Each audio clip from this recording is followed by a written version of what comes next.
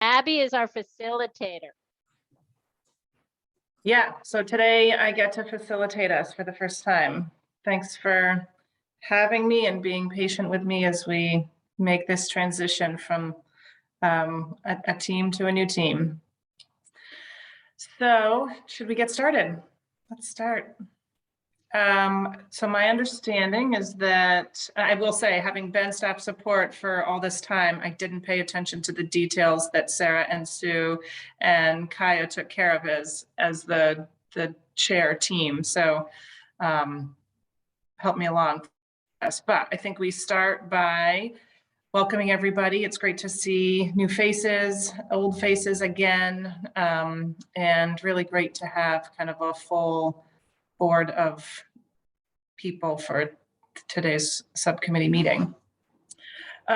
We thought we could review the agenda and then approve our minutes from February 10th. And happy to do that now. So we wanted to do some updates today. So hopefully everybody has an opportunity to see the agenda. Let me know if you don't have it and we can make sure that you get access to a copy, but do some just general updates from the council, from the legislature, some events and activities that we have upcoming, hear from the public engagement task group. So Kelly, we were going to tag you for that. Hopefully that's not a surprise to sort of hear how the presentation went earlier this month. And then have a kind of a deeper discussion around accountability and sort of how we can engage the council, the steering committee, the subcommittees, and the task groups in some of our work going forward. And that's where Marion created a great visual for us to at least start by looking at, that outlines just sort of the structure of the Climate Council now. And hopefully David's going to help guide us in some discussion there. We're going to save public comment until 5:40. And that's really intentional by having it later in the agenda until we have really bigger discussions and different content for people to possibly react to.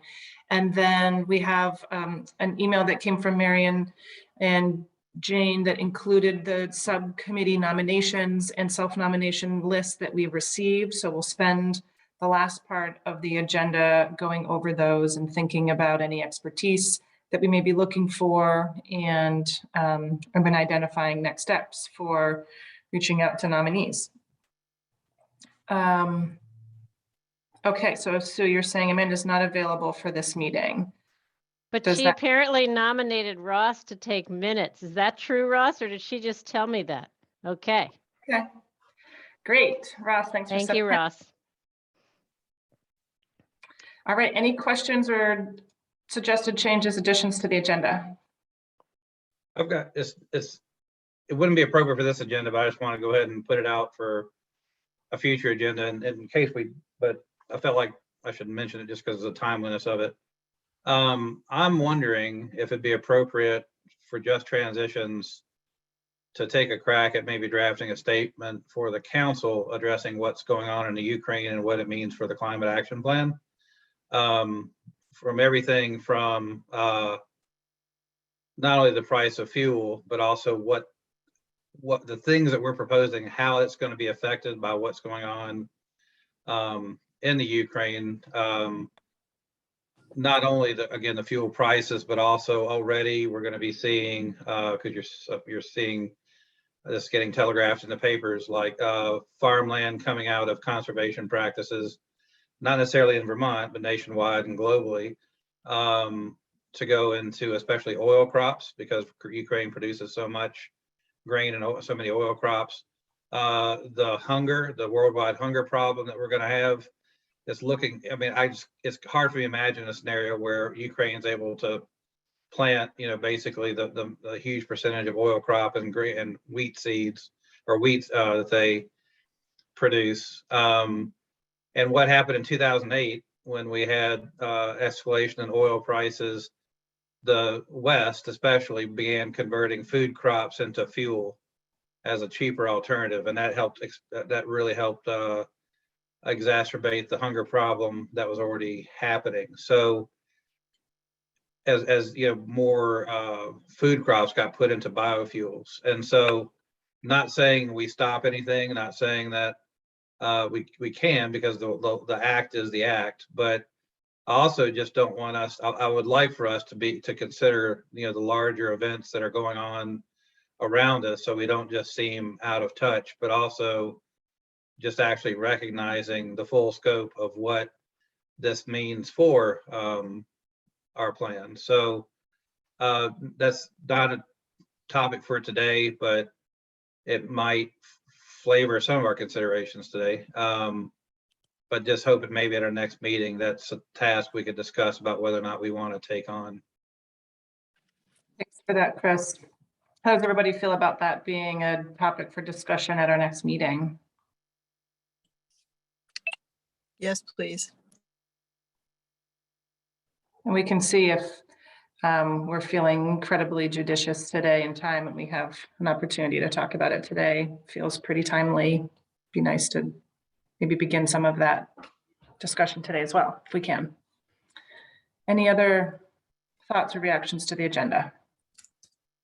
And we are going to go until 6, so that I think we've had some question around, are these truncated meetings? And I think we're committing to 4 to 6 p.m.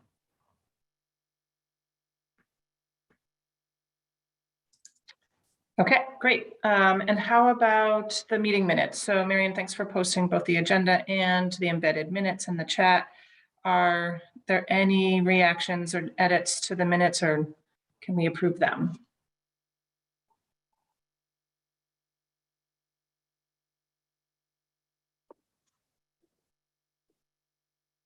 I think what we do is accept them as opposed to a vote, or we assume approval and acceptance rather than any kind of a vote.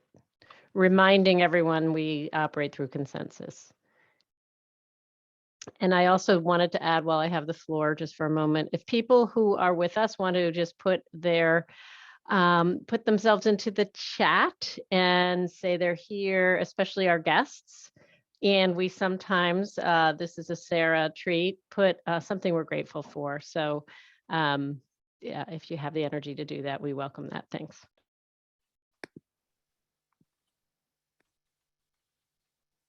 That is a fun and important tradition to continue. I'm glad that you started that, Sarah, and thanks for mentioning it soon. Okay, so without comment, I'm assuming that's acceptance of the minutes. And great, so that can we move into updates? Jane, does it make sense for you to offer council updates? Sure, happy to. Evening, everybody. Nice to be with you all again. Feels like it's been forever. We had 2 subcommittee meetings today, so it feels like back in the swing of things a little bit for Marianne and I, and Chris, who was on that meeting too. We had a cross-sector subcommittee meeting today as well. So the council is meeting less frequently now. We had a meeting last Monday. Hard to remember at this point. But last Monday, and we will be meeting again as a council in May and June of this spring. And then we anticipate not meeting over the summer and then having a busy fall. If you'll recall, there were some substantive issues that were not deliberated on time and adopted as part of the climate action plan around transportation policy, as well as biomass actions and recommendations in the plan. And so that timeline associated with the deliberations of those 2 components will make for the council to be thinking about those this coming fall and convening to pull together addendums, I guess I would call them, to the climate action plan to include them. The council did meet this March to think about the work planning schedule over the course of the next month, and as well as to try and come to some consensus around priorities for the remaining funds that we have for the GWSA budget for technical analyses. The conversation ensued, and we weren't able to reach consensus on where to use the remaining funds. And so the steering committee meeting, which is also meeting on a rather regular interval, will be the place in April where we'll come together and talk about technical analysis fund and come to agreement on where to put the remaining $100,000+ for outside contractual work. I encourage folks to join that meeting if you're interested in learning more about all the contract work that's happening with the Climate Council. I shared that with both the council members and subcommittee members, and we plan to hold space on the agenda to hear from more than just the steering committee members, so that folks who wanted to have a more robust conversation about priorities could participate. The task groups of the council are meeting quite frequently and often. Marianne did a great job of putting together a graphic that Abby alluded to that we'll use later in the conversation to think about where there's areas of influence for us to be thinking about how to consistently apply the guiding principles and the equity scoring rubric. But in addition to the task groups around biomass and transportation, there are also task groups meeting around public engagement that you all are helping to lead and facilitate that we'll speak to in more detail shortly, as well as task groups around implementation components of the CAP that speak to municipal vulnerability index, measuring and assessing progress. There are others that I'm forgetting, but hopefully you'll see the full suite in the chart that Marion put together later when we share it up on the screen. So there's lots of active work happening still, and we look forward to thinking about how we consistently apply the guiding principles, as well as think about the appropriate time needed to engage with folks. For everything else, it feels like that we have some public engagement opportunities that we'll speak to later that we're starting to plan, and look forward to hearing from folks both in the task group as well as this full subcommittee around design and implementation of those opportunities. So that's really all I have around updates. I'm sure I'm missing something. So feel free, Marianne, David, others to jump in, but I feel like the most important touch points with this subcommittee we'll be able to dive in deeper when we speak both about public engagement as well as the task groups and the work of guiding principles and scoring rubrics. I will put in the chat, because I did notice that on the agenda earlier that there was an interest in legislative updates.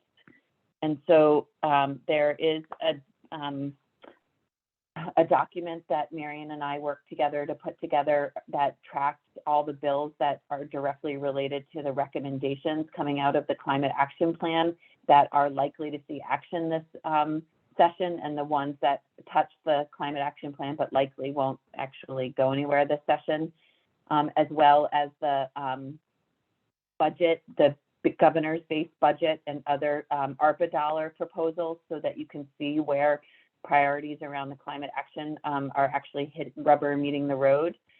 So folks will be interested most likely in some of the components up top around, well, first the budget, I'll just say, puts forward a climate office in the Agency of Natural Resources. And so that proposal is also linked here to see what that is envisioned to look like. If folks have any questions, I'm happy to talk about that further.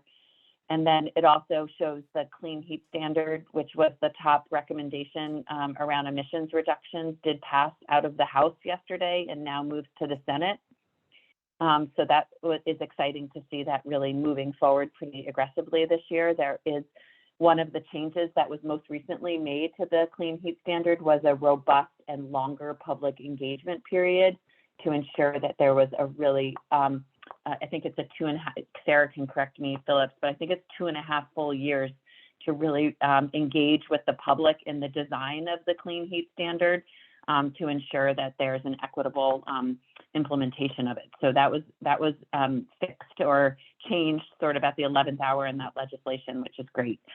And the environmental justice bill, I think that is having some challenges now, largely because of the cost estimate for state government to implement the EJ bill.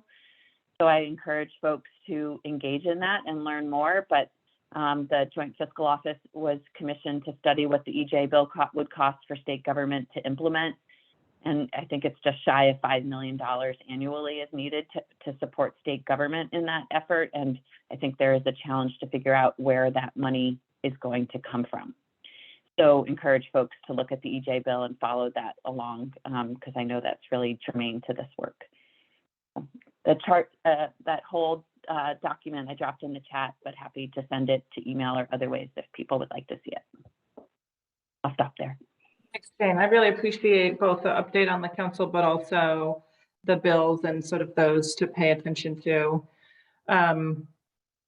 I know on the S-148, the environmental justice bill, I think there's some work that Claire is sort of facilitating that I don't know, Claire, if you wanted to just briefly talk about, and then Agency of Natural Resources is sort of bringing together state agencies to talk about environmental justice and the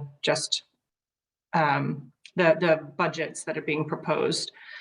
So I think there are some activities happening within state government, which is great. But Claire, I really liked the conversations that we've had that might be valuable to share. Oh yeah. Well, I think you're talking about our conversations. Abby, Carrie, and I have been trying to share information, not really facilitating anything formally, but we are following S-148. I actually hadn't heard that, Jane. So that's a nice update. It was discussed in the House Natural Resources Committee yesterday. They got a high-level introduction of the bill while they wait for it to see if it will make crossover. But yeah, otherwise just waiting and watching, and we're really letting ANR take the lead. I think most of the agencies are. So I don't know, Carrie, if you have any other updates beyond that. No, I don't really have any updates other than what Jane shared. It's in Senate appropriations right now, I think, and if it gets voted out of the Senate, we'll go to the House, but could see some more changes based on how much funding might be available. It's kind of my take on the current situation. Other exciting things, though, going on in the environmental and environmental justice world is the Justice 40 initiative out of the White House released their climate and economic justice screening tool. So maybe I'll just throw a link to that in the chat so people can see it. And we are also starting to get guidance on the implementation of the bipartisan infrastructure law, which has requirements to invest money in disadvantaged communities. So there could be some things to learn from in there for this group. That's all I have. But the climate and economic justice screening tool is actually it's pretty good, I think, user friendly. You can get a lot of info from it. So I encourage people to look at that. Thank you. Dude, I see you have your hand up. Yeah, I'm just obviously concerned about the point that Jane just raised about the financials of implementing the environmental justice bill. And I guess what I'm wondering two things. Carrie, you may be our expert on this. Aren't we legally required as a state to be taking this on? Something that we've, I believe, been far, far behind on. And I haven't been involved, so I assume that's well understood at the State House, but I'm wondering if possibly it isn't. And then the second piece related to what you just talked about with Justice 40 and our climate action recommendation to have a threshold of spending toward what we're termed is frontline communities, and might both of those facts help address the concern about funding for EJ? I'm just wondering, and if so, is there any role for this committee to make any points, maybe to our overall climate council or even to the legislature directly? That's my question. Yeah, so environmental justice is not necessarily legally required. Civil rights compliance is. So there's ensuring compliance with the Civil Rights Act of 1964. And many of those components around discrimination and access and language and overlap with some of the EJ concerns, but some don't, because that, in particular, civil rights doesn't look, as you know, at income and some other demographic factors outside race and national origin. Yeah, so at DEC, we have some commitments we've made to the EPA in exchange for the money they give us to implement all of our federally delegated programs like the Clean Air Act, Safe Drinking Water Act.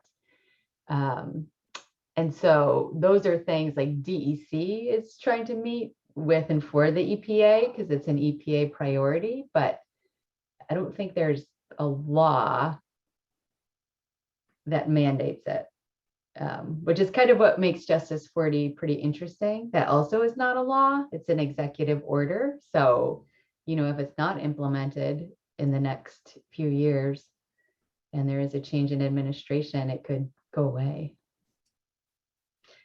And I think overall with some of the recommendations for spending the Global Warming Solutions Act money, I'm currently going through an exercise myself to understand all the different definitions that are out there now on the federal level, like what are the disadvantaged communities identified in this screening tool?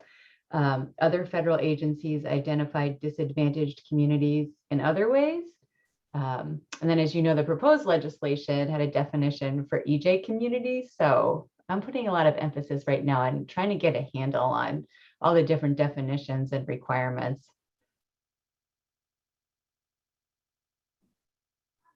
It's complicated.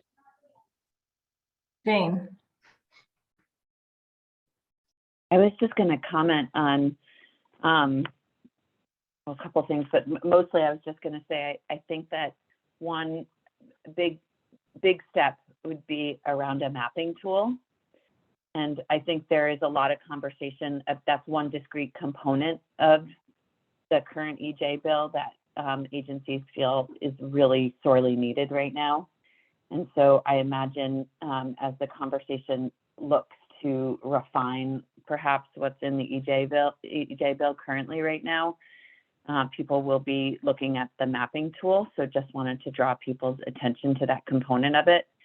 And two, I'll just sort of say ANR has been providing technical support for the bill, but has not been necessarily like leading on like pushing the bill forward. And that's also, there is no clear champion. Like that's where I think it's kind of is struggling now. There's not a clear senator championing it anymore who knows everything in it. There's not a clear agency championing it. And so I just urge people to sort of, if you want to champion it or get senators to champion it, there's no one clear. Senator Ron Hinsdale put it out there, but I wouldn't say she's like championing it now because it's gotten very complex and changed quite a bit from when she put it out there.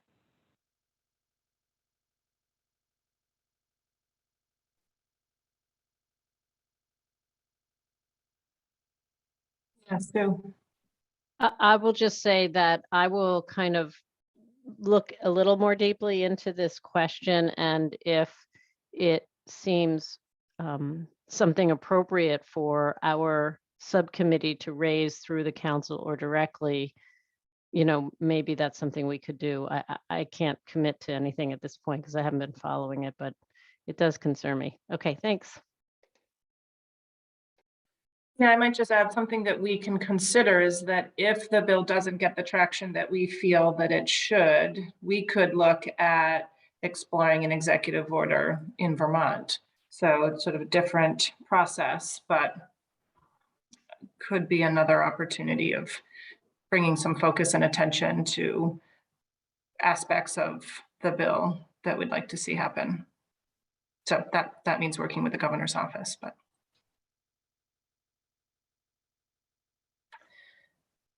All right, so there was one other update that we wanted to touch up in this, address in this update section, which was around the UVM Inclusive Excellence Symposium. So we were asked to put together a panel, or actually panelists, to participate in the panel called Guiding Principles for a Just Transition. And it's part of an equitable climate action discussion. And so we had great interest and enthusiasm from Beverly and Chris and Kashka and Sue to be representatives from this subcommittee to participate in that panel, which is scheduled for March 30th, 4 to 5 p.m. So grateful for the 4 of you to be willing to play that role and kind of join that conversation on the 30th on behalf of the guiding principles and the process of this subcommittee. So my understanding is there's coordination happening between the 4 panelists and the folks at UVM to sort of get in the appropriate paperwork. And then as part of the agenda, we're going to sort of repurpose some of the slides that Sarah and others have shared on the guiding principles to different audiences, and then have each of the 4 panelists talk about their personal and professional perspective around outreach and the process and lack of outcomes, working in local government, et cetera. And then share some of their hopes and dreams for what we'd love to see pursued in 2022. And then leave lots of room for discussion and Q&A with the panelists or the panel attendees. So anyway, really great opportunity to speak about the work that this subcommittee has been engaged in for so long and share it with a different population of the UVM student body and other listeners. Anything that the 4 panelists want to share about that symposium opportunity? Kashka. Actually, I'm not sure if I want to share just now. I kind of have a little bit of a question, and I don't know if I'm going off topic here, but it could be related in some way. Before it. So does anyone or can anyone speak to how the current bills have been viewed through the lens of our guiding principles and the rubric? Has anyone gone through that? And can anyone speak to that?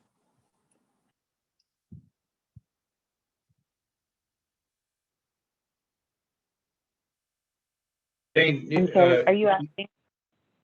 Yeah, I'm asking if whether or not the current bills that are coming up, has anyone from Just Transitions, or has anyone from our committee, our subcommittee, has had a chance or has done, I guess, the follow-up work of, going through and seeing whether or not they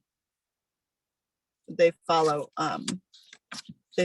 our guiding principles, and what points of interest they check off on the rubric. Sarah, were you going to speak to the equity impact assessment? What, please, you do, since I've already been talking a lot. Yeah, so right, I wasn't going to speak to that specifically, but I can try.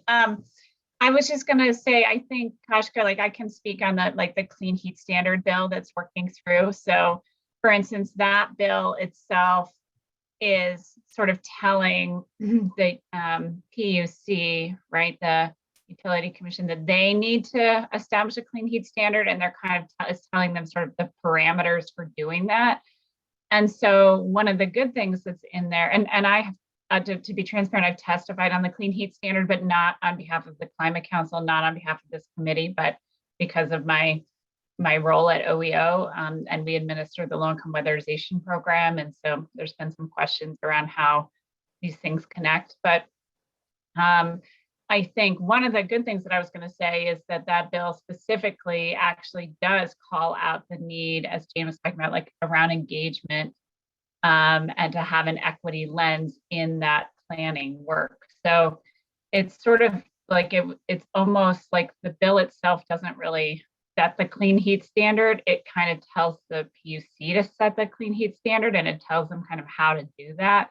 So it would be really hard to take our rubric onto, to layer on top of a bill like that.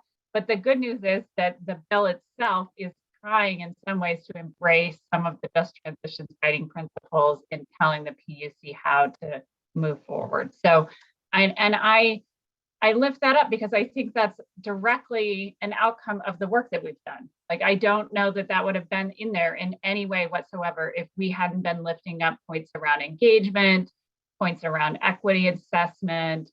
And so like those guiding principles really are making it into that process, even if not through the rubric. So I was just going to kind of mention that piece. I can talk about this. You're talking about the administration's equity assessment impact. I could talk about that briefly, Jane, but so this isn't using necessarily the rubric, but the administration has an equity impact assessment tool. And some people may remember we, as part of our implementation recommendations, said this equity, everything that the administration is weighing in on or putting forward as a proposal has to go through this equity impact assessment, which is like a form and sort of kind of is looking at some issues of equity and doing a little bit of like analysis on it. It's nothing like our rubric, which is way more robust, I want to say. But I think part of what we talked about last fall was the need for those two things to be integrated a little bit more rather than just kind of doing two separate assessments. So those equity impact assessments are happening on legislative initiatives that the administration has. So, and I will try to see if I can find that tool and maybe plot the link in the chat box so people can see what that looks like. Thank you. Yeah, thanks, Sarah. Chris and then Claire. I'm just going to offer, talking to some legislators, I think they're really interested in learning how to apply just transitions, but they didn't have a chance, just between when they were developed and, before the session began, plus we're still in the pandemic, they're doing remote. They just had a lot of other things on their plate. So maybe there's an opportunity for this committee, the council, or some subset, or I don't know what it would look like, but anyway, trying to offer maybe during the summer months, try to encourage the legislature to seek training for itself about how to actually incorporate this, because it's not a natural thing. And to some extent, legislative process doesn't lend itself particularly well to applying just transitions principles, not the end product, but the actual means by which they solicit information and process information. I don't know to what extent other states have had more success in this realm. It may even be that you look to international examples of how this might have been done, or it may be that Vermont is just blazing completely new territories, but it's something that they're going to have to do intentionally to figure out how to make it work for Vermont.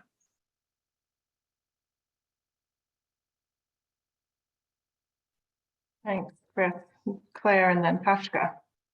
Yeah, and I can't speak to how S148, the environmental justice bill itself, has been screened through the lens, but it does specifically reference the work of the subcommittee.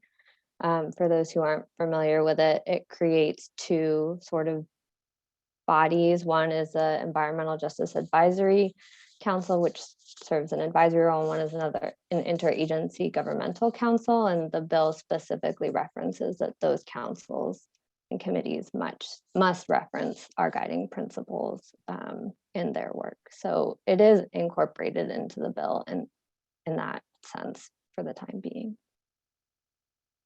Thanks, Claire. I do want to note David's comment that this is kind of jumping in the agenda a little bit and talking about some of the accountability strategies that we hope to talk about in that section of the agenda. So Kashka, love to hear from you as well. Yes, thank you so much for your answers. And I just wanted to oh my gosh, now I just forgot. I was trying to point something towards what Chris was saying. So would it make sense, and I guess we can talk about it more when it's up and ready in the agenda, but would it make sense to have somebody from Just Transitions helping along, like we talked about before, so that it's not just baby steps, but we are lending a helping hand in creating, maybe not creating, but implementation of the bills, or, you know, just a helping hand of how to incorporate the guiding principles and how to better look at a bill through that lens, through an equitable lens. Oscar, I think that's a great suggestion. And I think, yeah, let's have that as part of the discussion under the accountability, which section of our agenda, which we're almost there. Does that sound okay? That's great. Thank you. Okay. Can I just get Claire, did you say there's a specific reference to the guiding principles in the draft legislation? You said that, right? Wow. That's fantastic. I just want to like sit with that for 1 second, right? The draft legislation makes specific reference to your product, which is fantastic. Even amidst all the frustrations, and like Chris says, like folks don't really know how to do it, but they seem to, at least on this one, figure out how to reference the right thing. So that, you know, puts a smile on my face for sure. And David, in part, that's why I think it's important for us to maybe not be the champions, but comment upon the relevance of the EJ bill, the critical importance that it will provide to continuing this conversation, advancing our guiding principles, and funding the work that it will take to train and implement and do engagement around. That's exactly why I think we have a particular point to make. Sorry, Beverly, for interrupting and jumping in. Go ahead. No, I was just going to say that a couple of days ago, we had a conversation with a couple of people that are working on that bill. And I think the thing that disturbed me was that the percentage that they were figuring would go to marginalized communities was something like 10 or 15%. And I pointed out to them that, you know, in going over the bill as it was written then, it may have changed in these last couple of days. The only people benefiting from it were the utility companies. And the people who could least afford it were the ones that were going to be paying for it.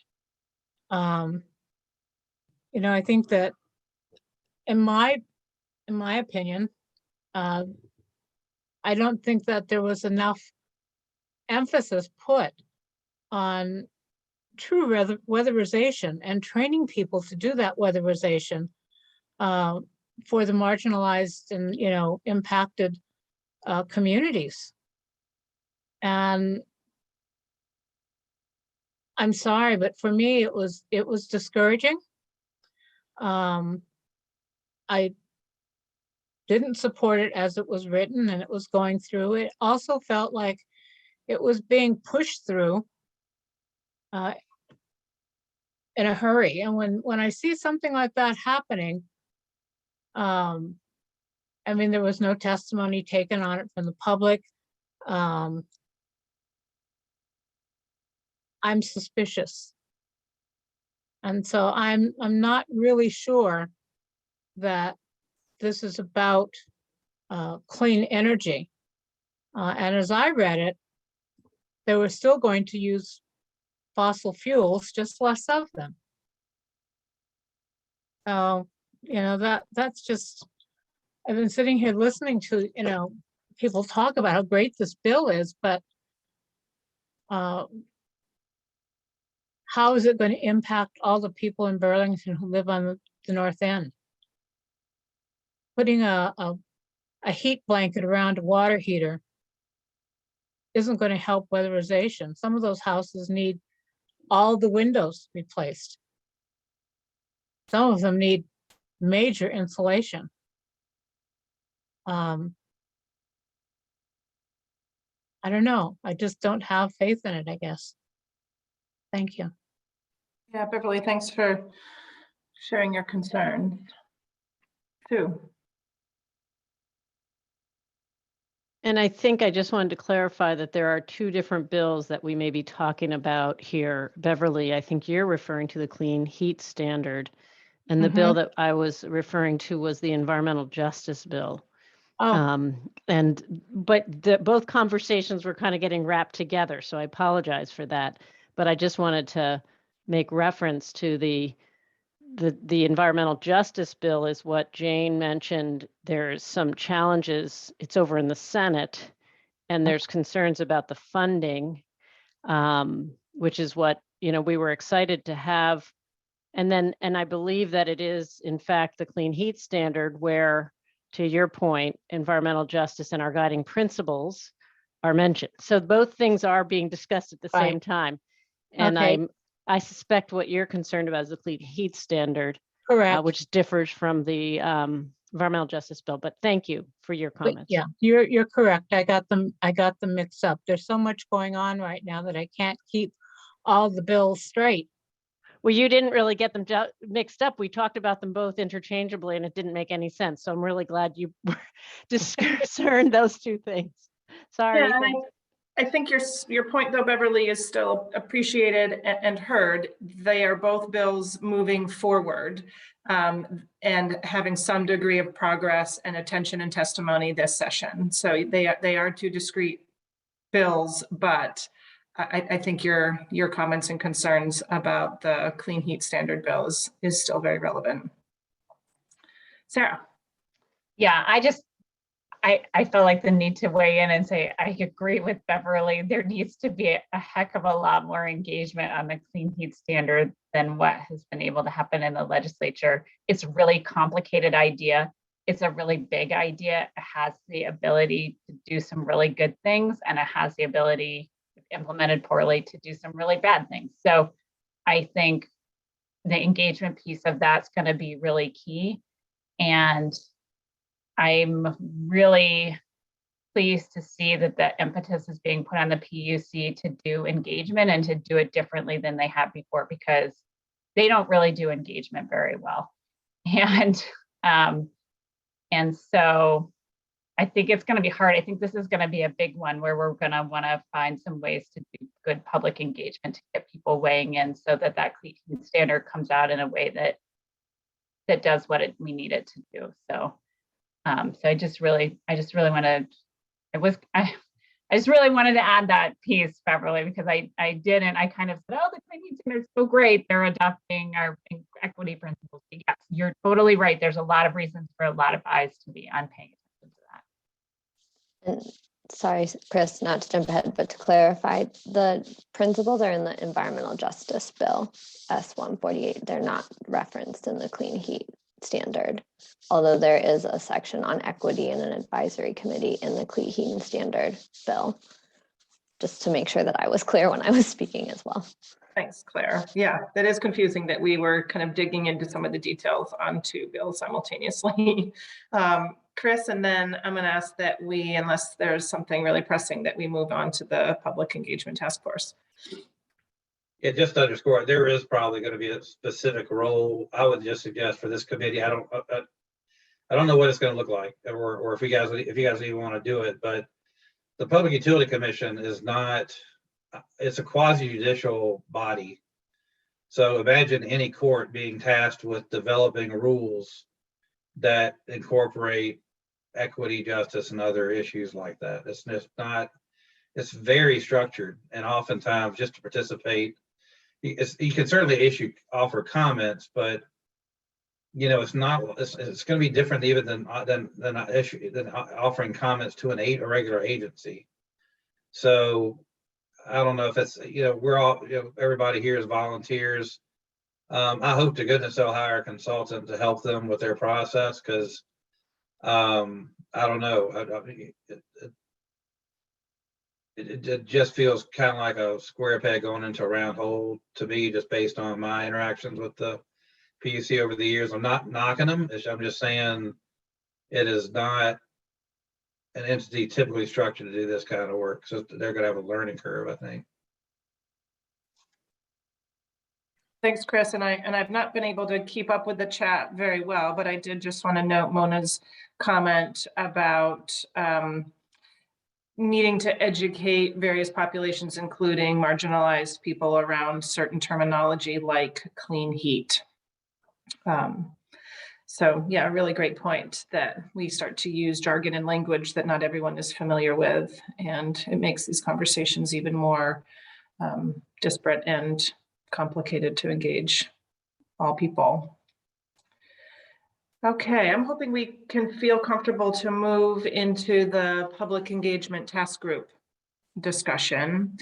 And I think there were sort of two pieces that we wanted to do here. One was just sort of review. So since the task groups are where the work is starting to happen as part of the Climate Council, kind of in this new phase, that we could talk about some of the specific strategies and activities of the public engagement task group, and maybe even look to Kelly and possibly Kashka and others that are a part of the public engagement task group to sort of share with us your progress and how things are going, and just kind of bring the whole subcommittee up to speed on what the group has been up to, conversations that you're having.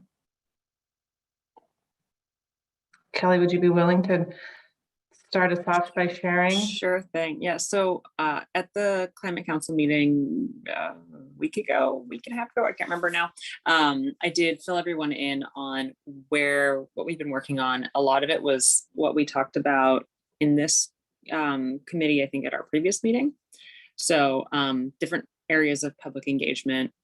One being, getting some things translated, saying, hey, if you want the full plan translated, let us know, but something just explaining that and talking about the plan and the availability of that in, I think, 12 different languages that are commonly spoken in Vermont. So that's the plan accessibility point that we're looking at right here on the first section there, as well as doing some video content explaining about the same thing, about, the plan's here, if you want it translated, and doing that in different languages as well, which I'm pretty excited about. There's also going to be a story map put together, which will be really cool, where it will talk about what's in the plan, but in a more engaging way that will tie in people's personal stories and things like that. So I think I'm excited to see what that looks like, because I saw some examples of other ones that have been done and they look really cool. And so I think that will help people engage with it, because the full document's pretty dense. And then the broad-based public engagement, I think there have been some updates, because Jane was sharing those earlier, but so maybe she'll want to weigh in about that. But the idea is to have 1 to 3 meetings online to just talk to people, get some information out there, but also to get some people's thoughts on the 2 big things that are sort of open still in the plan, which are the transportation, reducing our emissions from transportation, and biomass heat, biomass. Yeah. Someone can clarify about that, but those are 2 big things that we're still working on and we're not fully nailed down when we pass the climate action plan. So that's like a really good opportunity for broad public engagement and people to weigh in on these things. And then the last one, and this is what the task group has mostly been focusing on, is the targeted engagement. And the partner organizations, we're going to try to start out with about 5, hopefully, partner organizations, so that we can really build strong, lasting relationships with folks. Not just, this isn't like get the word out just to inform people. This is about having conversations, meeting people where they are.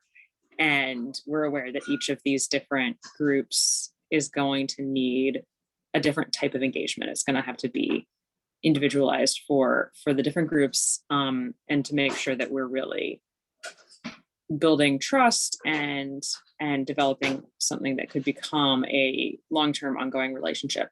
The hope is, if we do this with a few groups, that we can start to get a sense of how we could build this into something we could start to use and reach out to other groups going forward. But with the understanding that we have a limited bandwidth, we're thinking, let's start with 5, 3 to 5, but hopefully 5, and really try to start those good conversations and get people's stories and thoughts and things like that so that we can keep the conversations going with each of these groups as the plan develops and as things get put into place and the plan eventually gets revised and all of that. So this is meant to be something that we can keep up long term. So I don't know if anyone has other things to add. I would love to hear more from Jane about the broad public engagement. But yeah, Kashka, because yeah, other people have been very involved in these conversations as well. So yeah, Jane might have had to step away for a minute. So yeah, Kashka, I'd love to hear.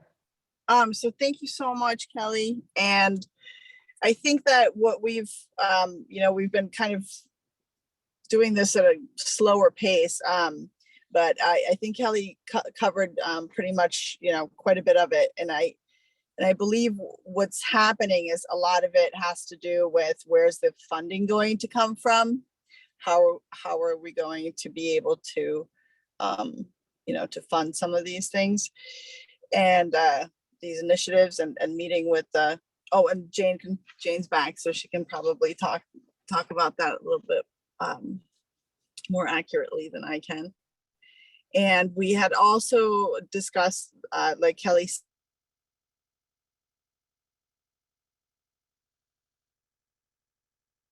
board and ready to go and see what kind of events they were going to be planning in the near future and how we could partner with them. So I'm not sure if that has happened yet. And in addition to that, we discussed having a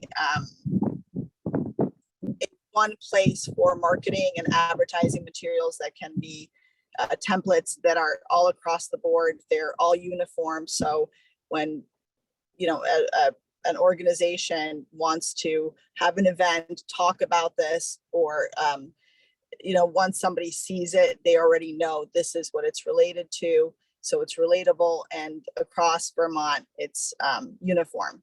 So that's another thing that I think was in the works, I hope. Right? Yes, David? Okay. And yes. and we're moving slowly, I would say, but for me, this is, I guess I would like to talk about maybe what I do on a daily basis too. And Capstone and Amanda has created these great little leave behinds, and I always have some with me. I actually am running really low, which I let Amanda know, but it's great just to talk to just regular people. You're going to the gas station, people behind the counter, telling them about, where to go online to view different materials, to see what's happening, to let them know about Mileage Smart. There's so many times that I've engaged in conversations with just regular folks who are behind the counter or picking up trash or doing this or doing that. And lo and behold, somebody's looking for a car. My mother's looking for a car. Oh my gosh, this is great. But they need to know more about it. So it's kind of a constant. I think it has to become just part of your daily conversations for all of us. If we continue to do this, I think that would be most important. Thanks, Kafka, for sharing. I want to note that Jane, we were reaching. Oh, you have your hand raised. Go ahead, please. Well, Abby, I'm happy. Kelly asked me to talk about one thing in particular, but if you were going to direct me to speak about anything else, I'm happy to. I was just going to reference what Mona has in the chat, but I think you can go first, and then we can bring up what Mona's comment was as well. Okay, thanks. And sorry I had to step away for a second. Kelly asked that, and I'm sorry I missed the overview. That I'm sure was great. But there, in addition to the partner support and public engagement through that effort, we've also been focused on starting to plan what we have been thinking about as broad-based public engagement. And that feels like more traditional engagement to what the state often does in these processes. But the different component of this is, rather than having a meeting where we focus on just talking to people about what's in the climate action plan, we've had now some conversations with David and CBI to think really thoughtfully about where we are in the process of ongoing work and think about how we would organize breakout groups to really target engagement in areas where we can use folks' feedback around the ongoing work of the council. And so we have 2 dates now, one in the middle of the day to serve people where the middle of the day works because they can do it on the job, and then one in the evening on April 12th and 13th. I haven't had a chance yet to circulate those dates to the council and subcommittee, but our intent around those dates is that through the conversations Marianne and I had with David and other folks at CBI who will be helping support those events, that at our public engagement task group meeting this coming Monday, we would bring to that task group an agenda, a proposed agenda and proposed scenarios of how those breakout groups could work for feedback and discussion with all of you to hone in on what those events would look like. And so we're really excited about those 2 events. They're just, to get people more familiar with the climate action plan, but also continue to have people invited in to offer guidance on where we go with the work. So targeted at those substantive components we're still working on, and what the other attributes are that we can take in around feedback. So that's sort of a stay tuned, and we're looking forward to really dialing that in with the public engagement group next week and plan to bring that to the meeting on Monday. And then I'll just reference back and really appreciate the voice that Mona has continually brought to these meetings around now, like we can do this now, let's get out and start to have these conversations. And so Mona has been really helpful in holding us not to get too heady in planning our partner engagement and really balance it with the need to act now around these conversations. And so hopefully, David, you can help speak to that around what we're doing next with the partner engagement that I might have missed, but plan to bring that sort of urgency to the conversations that Mona is helping us think about in our work when we frame the conversations up with the targeted communities that we've honed in on. If I may, I'll just share a sort of table that we're all working on in the task group and are giving us our marching orders, which start now. And some of this is already happening with the Vermont Council on Rural Development. Sorry, it's badly written. These conversations are already happening in ideas about how to make this work for rural communities.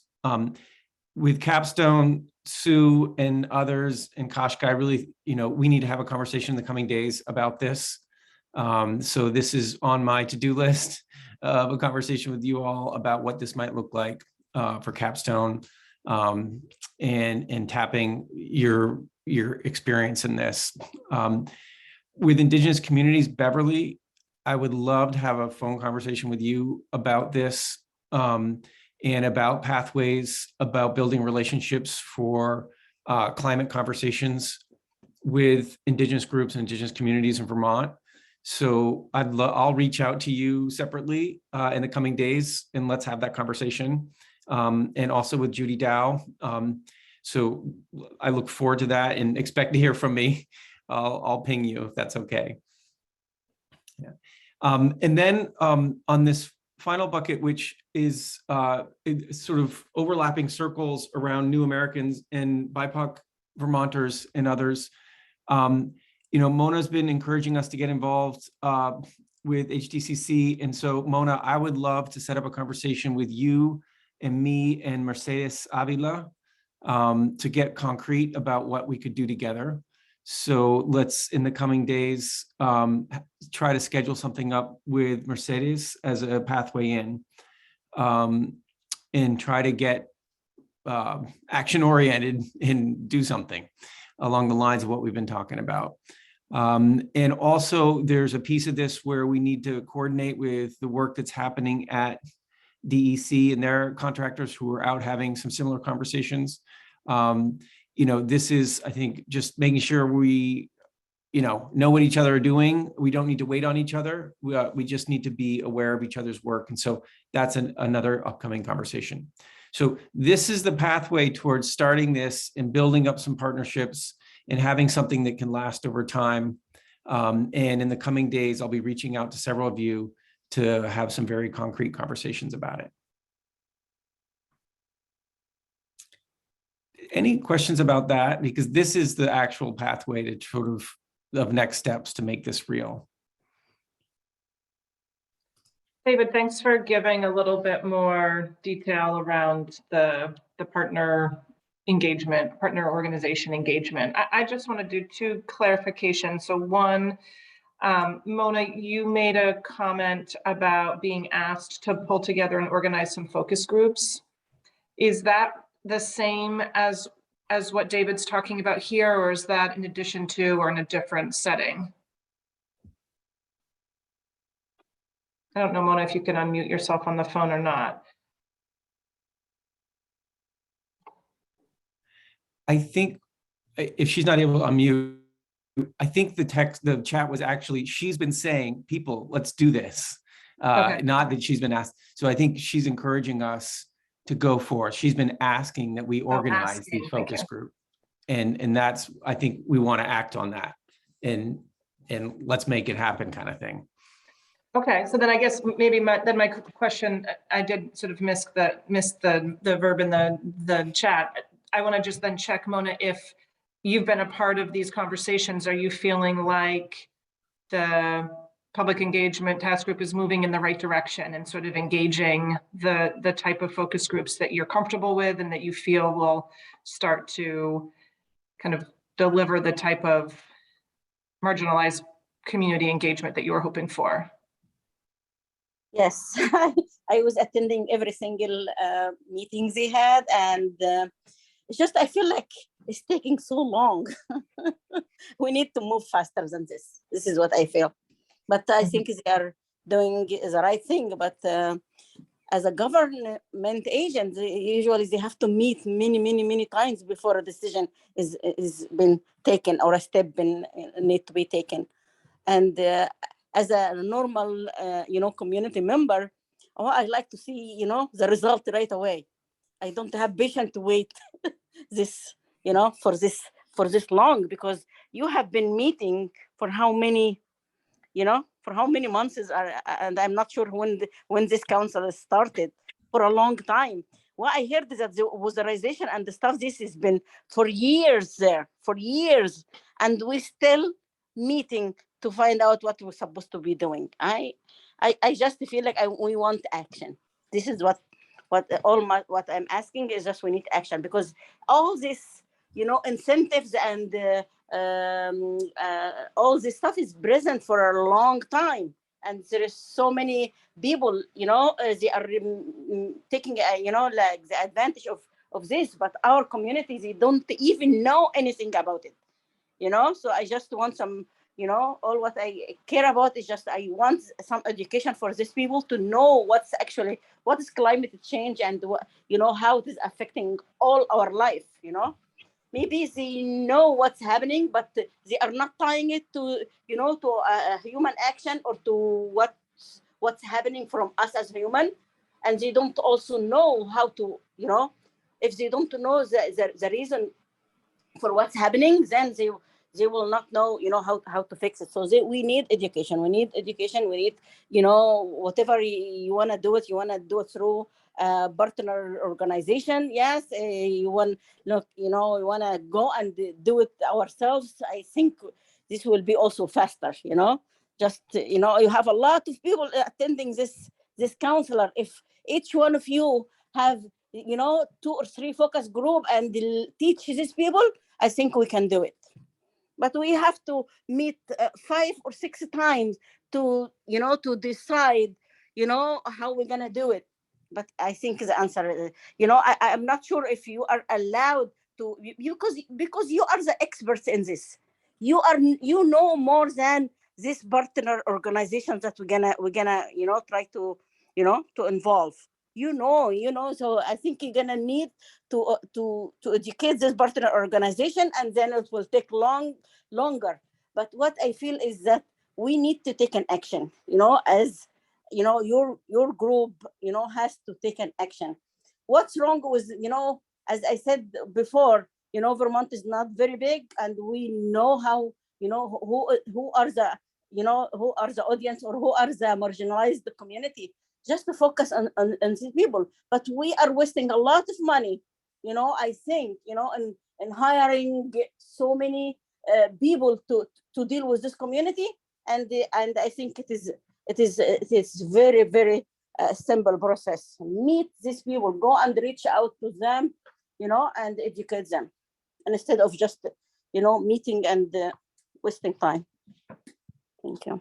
Oh, thank you. I'm so grateful as someone that's not a member of the Public Engagement Task Group to know that this perspective is being shared at that level, and that you're reminding everyone about that tension and that balance of moving quickly to action and being respectful of space and trust and time. So really important reminders, and it sounds like you're bringing that to the task group as well.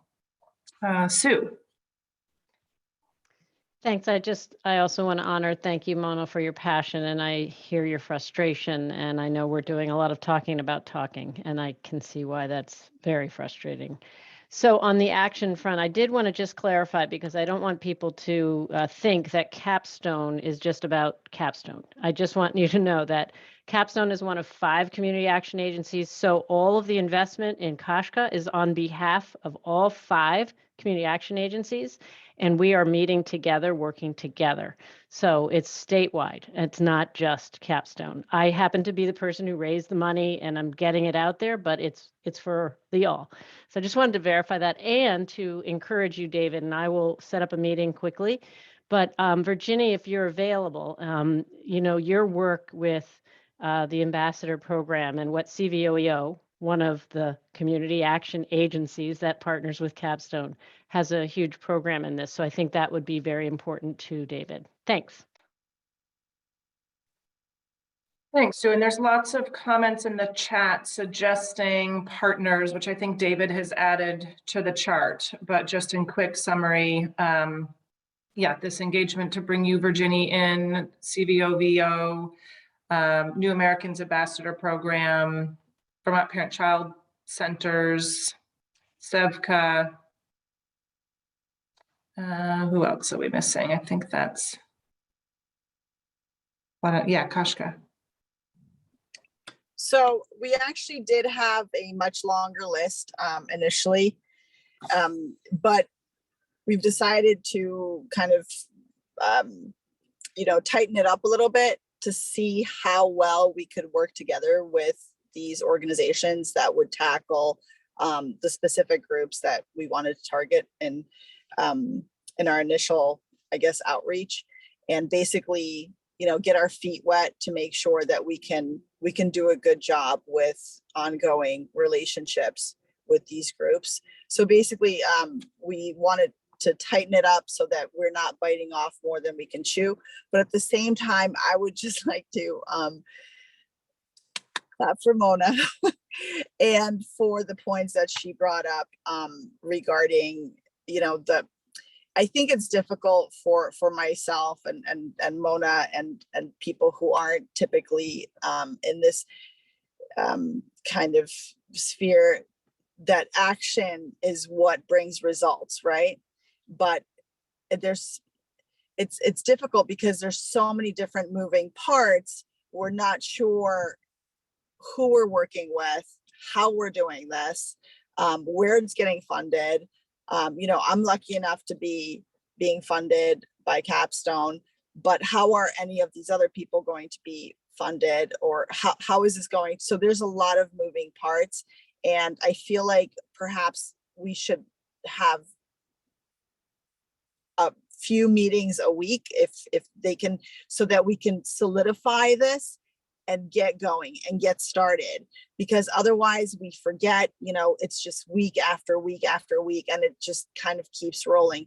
And frankly, we can piggyback on lots of other events in order to get this going as well, to get education and listening sessions and really hear what people out there are feeling. Thanks, Kashka. I see Carrie's hand, and then James.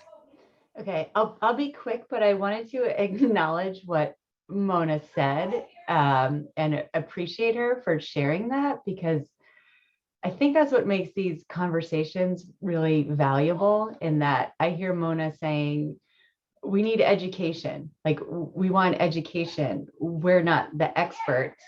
And I think a lot of people who sit in the government side of things, because I've been on this task of justice for a couple of years, a lot of people working in state agencies have this feeling like, well, who am I to make this decision on behalf of this community? And then we find ourselves in a situation where we're then bringing pretty complicated ideas to these community members and asking them for their input. And I think the Global Warming Solutions Act is an example of that, of we can't expect people who don't have the education and the technical background to learn all of that and then inform our decisions. So like, at some point there has to be a balancing point. So to know, like Mona's saying, we want education, not necessarily to tell everybody how to do things differently. And for me, I feel like that's like where a lot of the not tension, but where a lot of the challenges have been for people in government to move quickly. But I think if we switch our lens to an educational one, like that would be easy.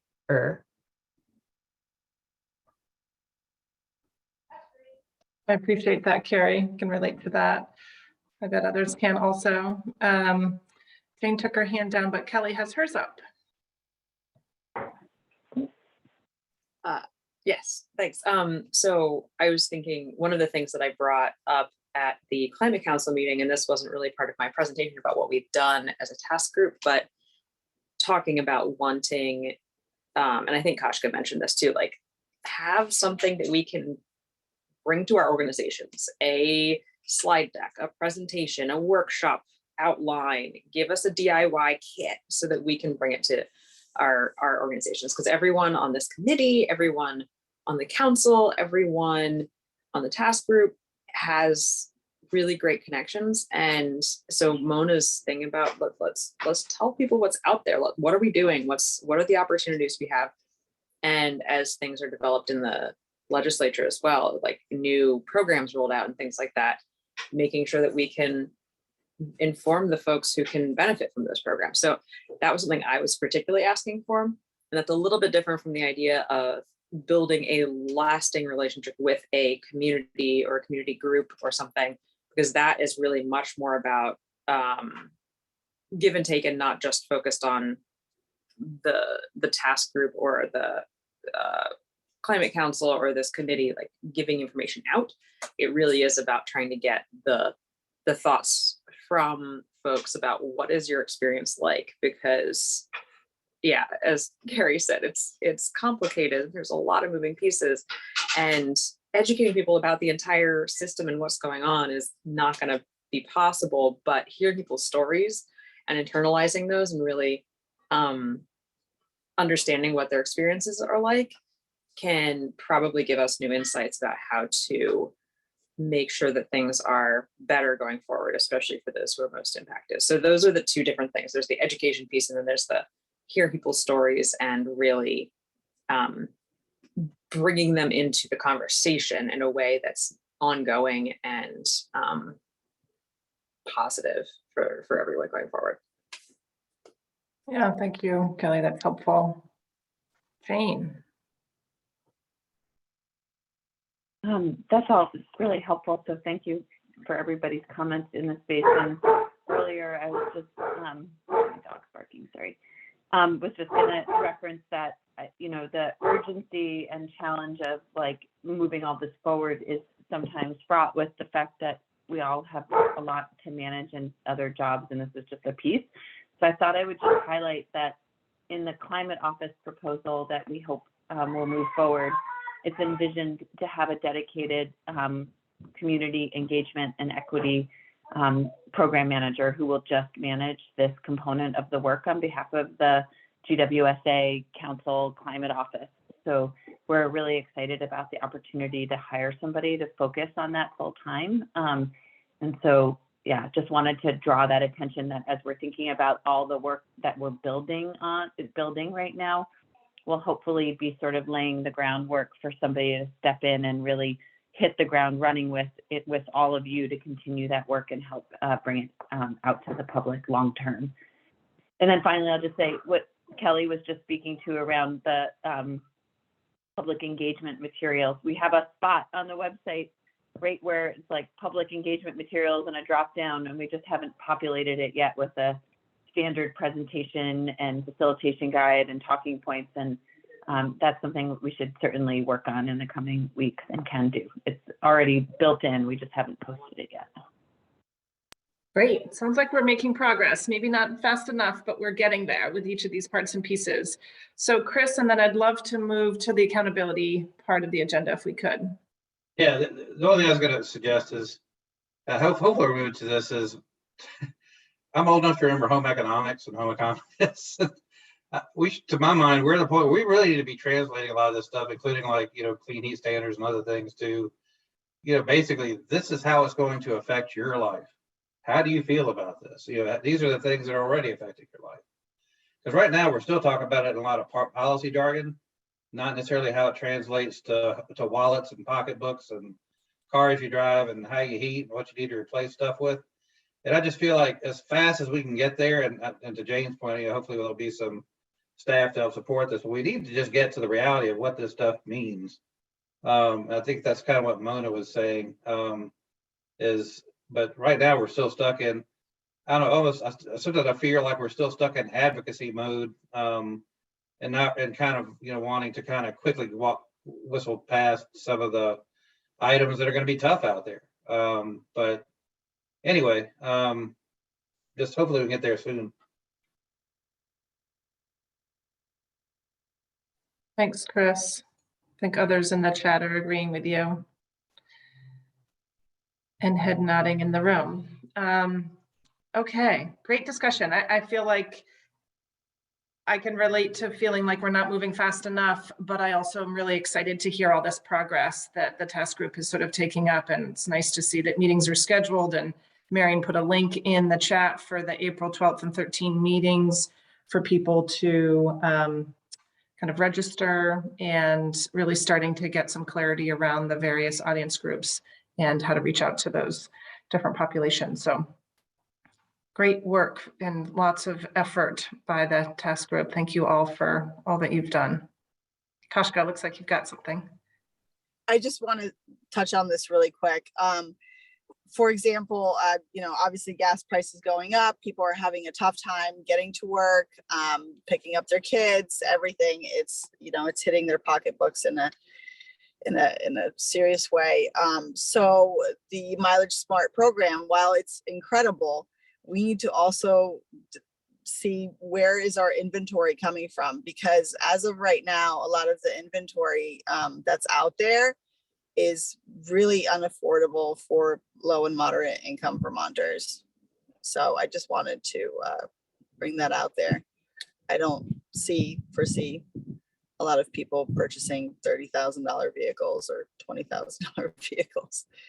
Although it would be nice to have a hybrid. So inventory. Okay. So we're a little bit behind schedule. We had originally imagined we might have 40 minutes for this conversation around accountability strategies for how we may be thinking about integrating the guiding principles into the work of the expanded structure of the Climate Council, steering committee, subcommittees, and now the task groups, as well as how we might want to ensure consistency and think about the roles of the subcommittee liaisons from this group to other subcommittees, and really just be thinking about,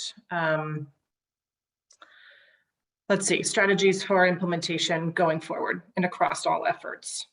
So I think this might be where Marion's graphic that she developed and then shared might be helpful to just take a look at, to see kind of what the organizational structure looks like these days.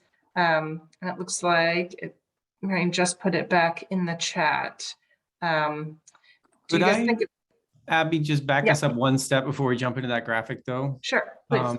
Because if I may, when I've heard this Just Transitions Committee talk about accountability, you've talked about it in a couple different levels, and one of which is well represented by this graphic, but there's a couple other levels, and I dropped it on my screen real quick, just to be sort of orienting what I've heard from all of you before, right? So I've heard from all of you before that one level is what we're about to talk about, which is all the structure of the subcommittees and the councils and the task groups and how you all are carrying your Just Transitions principles, your rubric and everything into those conversations. So that's one area for accountability in carrying forward the work, right over here.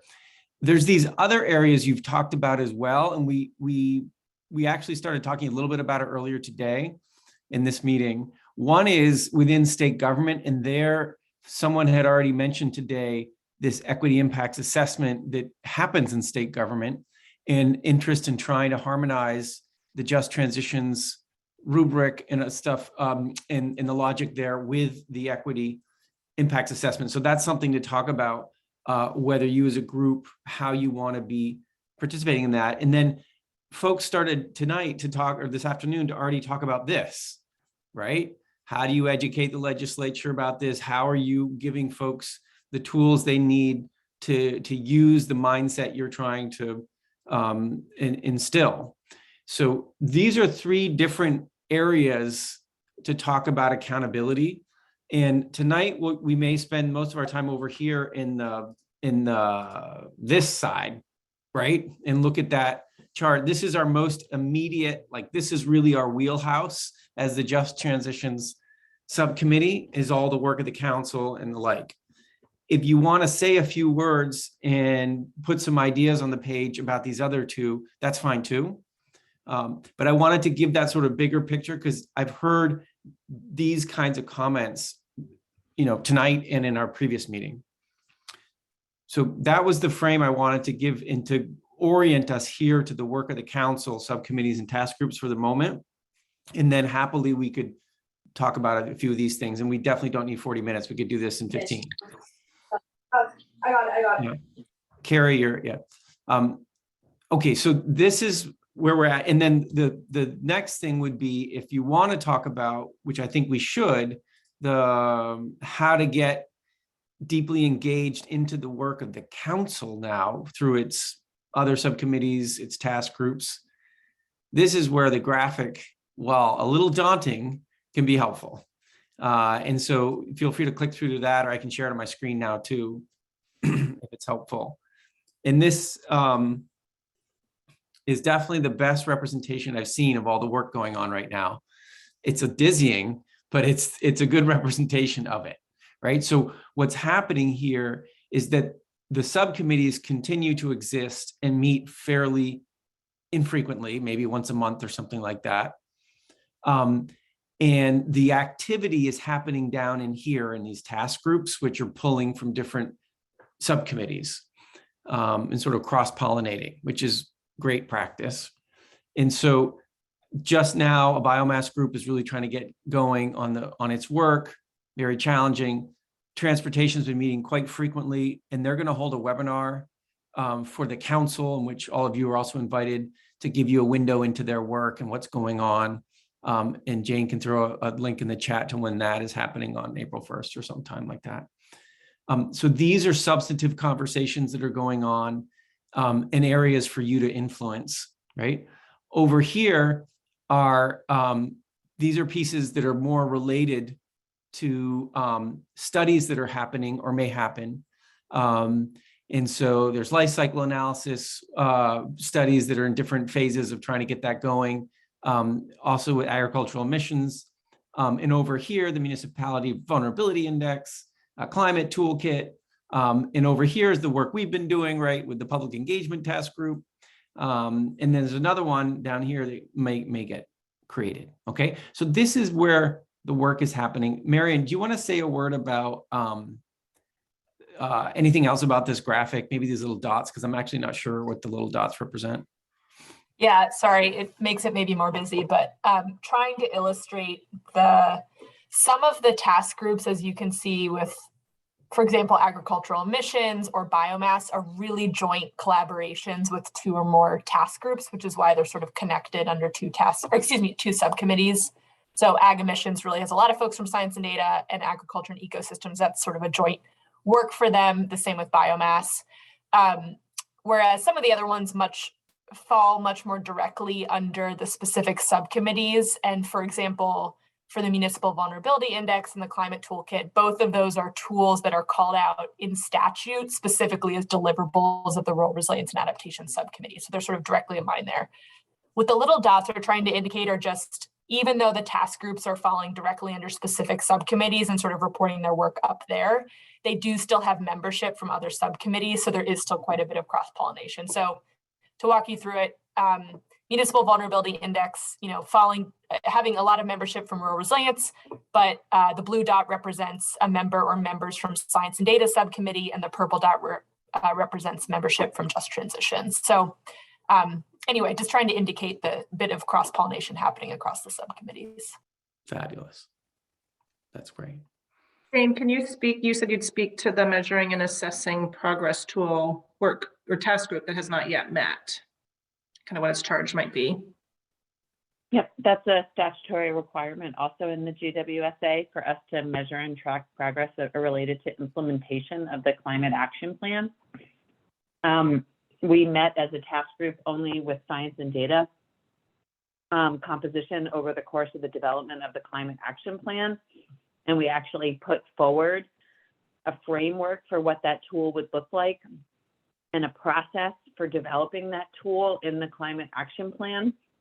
I have been moving forward with developing an RFP for that work. That RFP is now with legal and our Agency of Digital Service to review, because it envisions a robust public interface and digital component.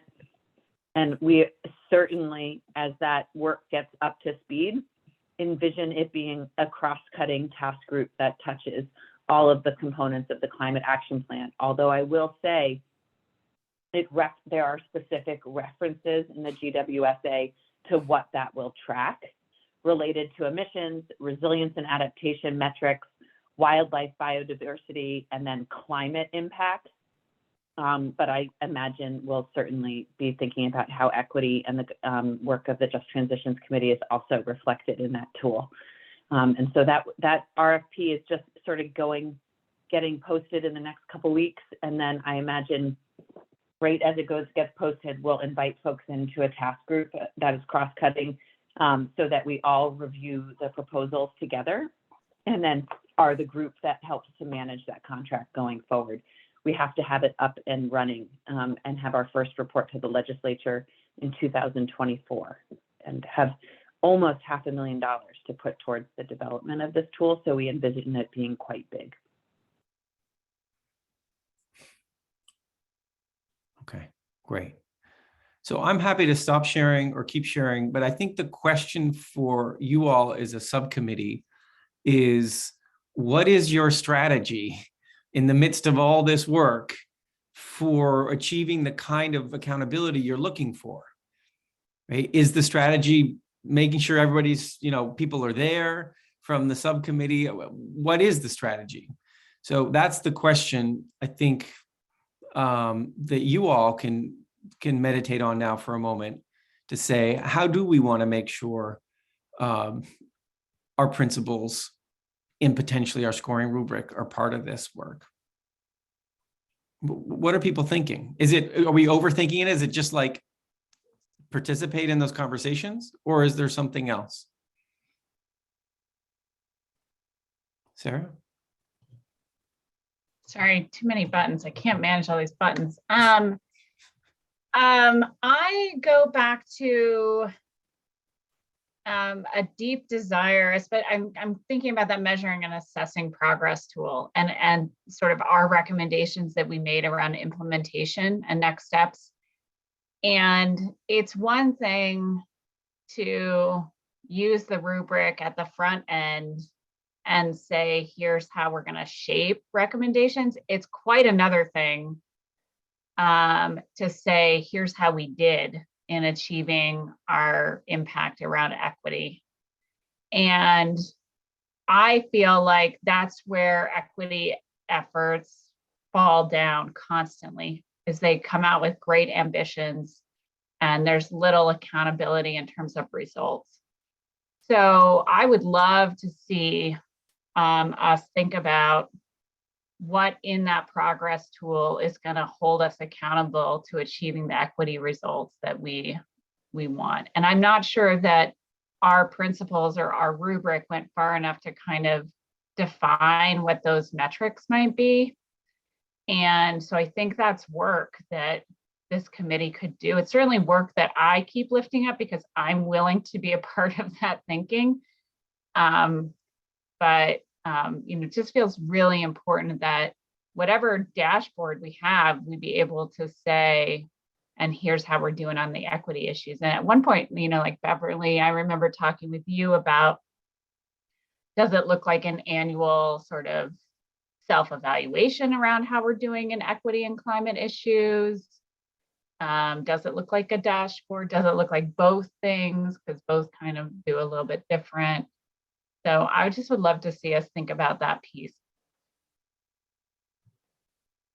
I wonder, Sarah, that's really so important. I wonder, Jane, in the thinking you have about the consultant support you're looking for this, are you going to get consultant support that could maybe collaborate with this subcommittee that in working on that, like with the expertise needed? Because it feels like a different expertise than just straight up climate expertise, right? Yeah, so I guess I don't want to over promise the way that tool can be helpful in this space, because there is a specific statutory requirement around the development of that tool and what it will measure and impact. And that's a lot in and of itself. And so we did, I believe, and Claire was part of this from the beginning too on that task group, and I can pull it up. There is a reference in it to social vulnerabilities somewhat, but I'm also just wrote the RFP for the Municipal Vulnerability Index and might be putting the two together. But as I said, the GWSA speaks specific to what this tool will do and what it will report on. So yeah, I think we should think about how it can be more, but also mindful of what we are required to do by statute. So I'm hearing an interest in using that tool to help measure equity performance and outcomes, right? That's what I'm hearing from Sarah and others.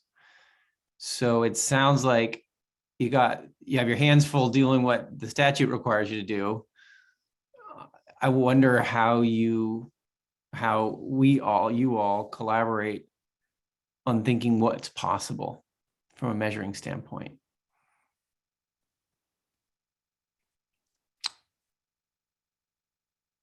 And that's not something you have to solve today. Kashka, go ahead, sorry. Oh, Kashka, your signal's too rough. Well, we can't hear you, unfortunately. So if I can always Well, try again. You just started to come in. Can you hear me now? Yeah. Okay, then I'm gonna pull over. So can you hear me? Yes. Okay. So this might be oversimplifying it, and like I said, I have no idea how it works, but something to the effect of like what I was thinking. So say, another subcommittee is coming up. Shoot, Kashka, you're coming in and out on us. Proposal or whatever draft will of something, that's when we would get involved. How about now? It that better? comes and goes a little, Kashka, I have to say, but we heard a little bit of that. Does that make sense though? Could you say it one more time? Sure. So, for example, if a subcommittee is working on a proposal or draft of something, would that be a good time for, subcommittee, our Just Transitions members, that's okay, for our members to then take a look at the draft or the proposal itself to see where there may be points that need to be filled. And obviously, since the other subcommittee is working on that draft, they can simplify it and make us understand it in terms where then we can apply it to the community that we're representing or that we're closely related to, so that we can understand how it's going to affect them personally. Does that make sense? And then we would have input at that point in the draft process. I don't know if that's like completely not doable, just something I'm envisioning. I am having difficulty tracking that, Kashka, but maybe Jane or others it fits into sort of the vision of where this tool would be helpful.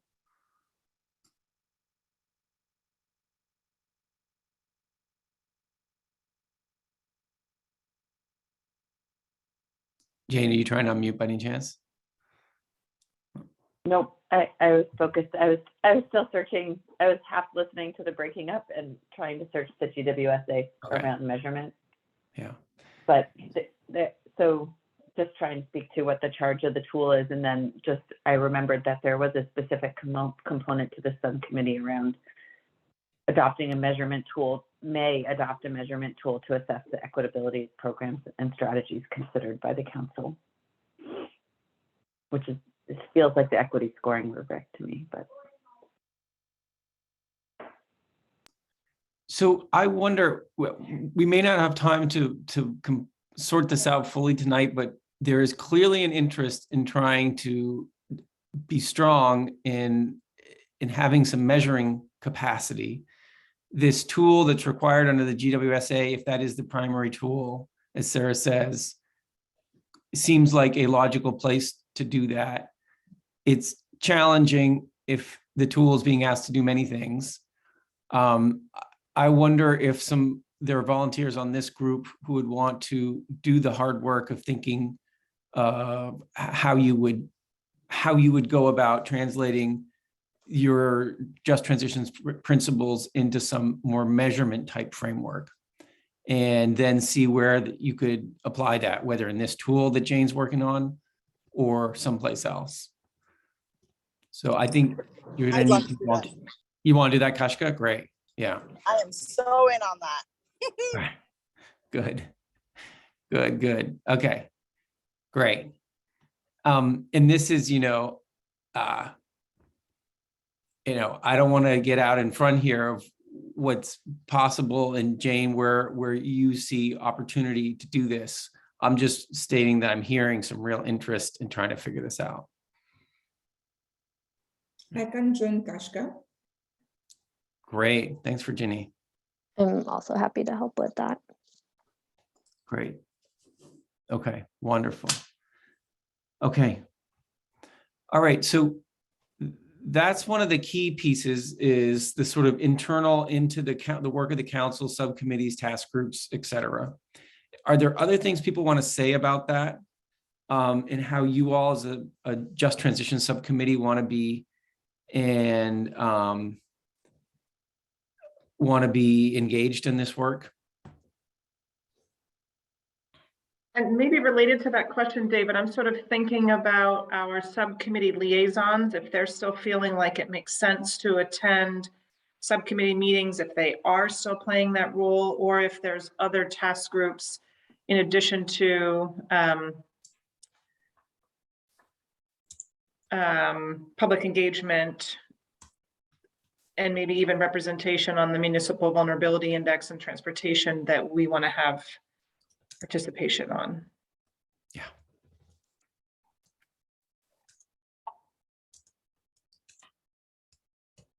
I know some of you Yeah, I are participating right now, right? So that's great.